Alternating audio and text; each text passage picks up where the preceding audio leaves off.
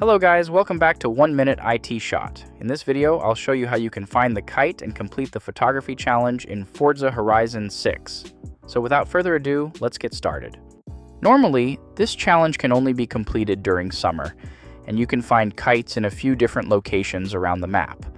However, if it isn't summer in your game, don't worry because there's an easy workaround.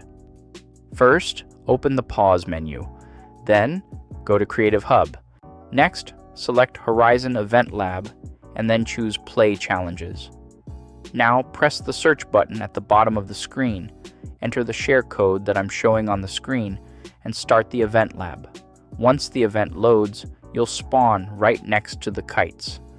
Simply open photo mode and take a picture of any of the kites.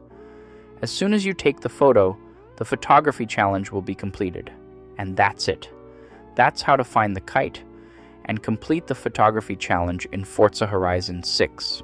If this video helped you out, please leave a like, subscribe to 1 Minute IT Shot for more Forza Horizon 6 guides, and I'll see you in the next one. Take care. Bye.